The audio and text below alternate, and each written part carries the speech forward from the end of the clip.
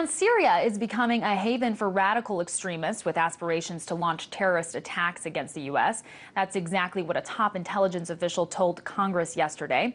Here's what the Director of National Intelligence, James Clapper, told the Senate Intelligence Committee.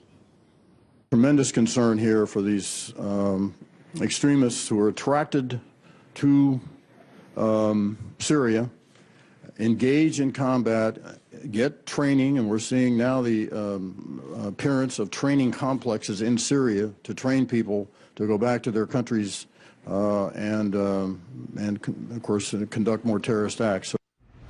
Clapper says that between 75,000 and 110,000 rebels are battling the government in Syria.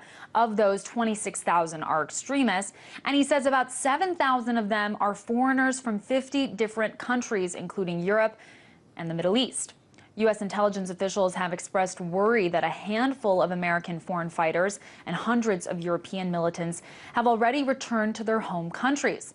So might all of this change the U.S. course of action in Syria? For some insight on that, I'm joined by Ahmed Fathi, a Middle East analyst. Thanks for joining me, Ahmed. Thank you, Ameera, for having me.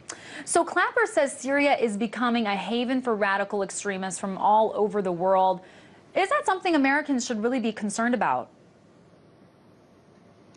Absolutely. The American government should be very concerned about what's happening in Syria. And on the other side, it is not a surprise. This is a standard operating procedures for Al-Qaeda and its affiliates.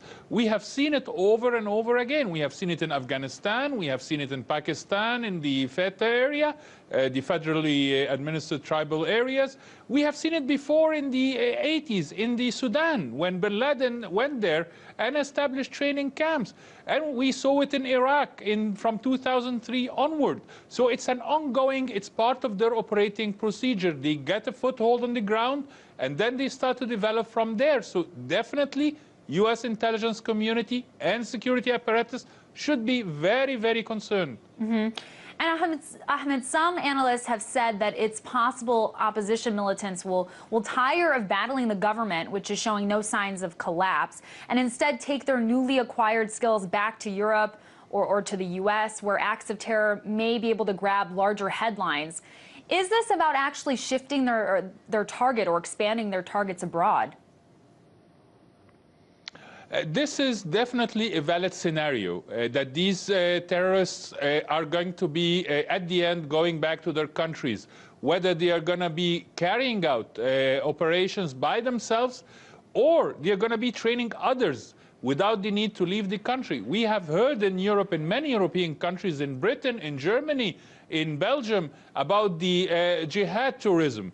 These people just average working, and then they take a vacation months or so, and then they flock to Syria.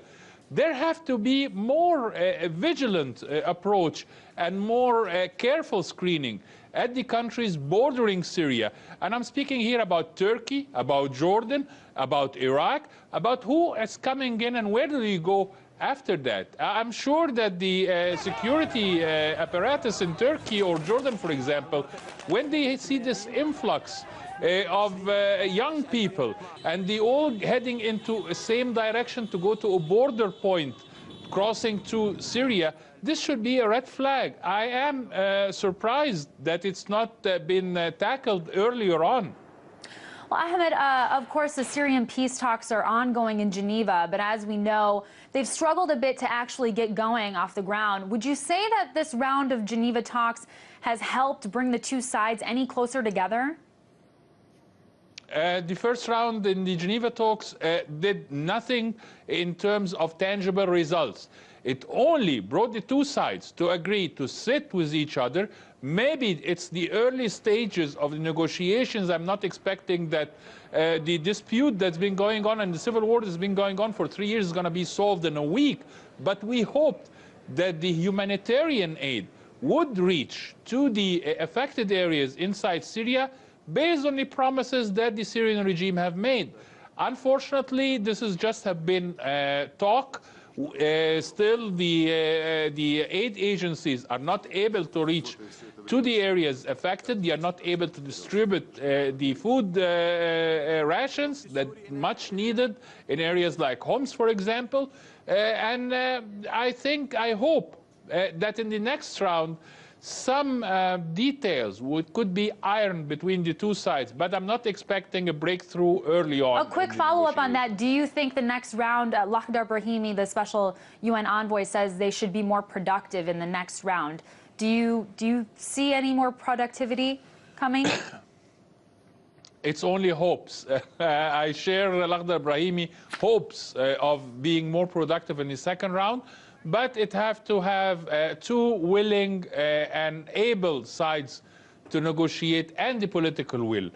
From what I have seen so far, the Syrian regime is trying to waste the time in rhetoric mostly, and it's a difficult process. Negotiation is not an easy task to undertake. We'll have to see if that rhetoric turns into action. Ahmed Fathi, a Middle East analyst, thank you. Thank you, Ameera.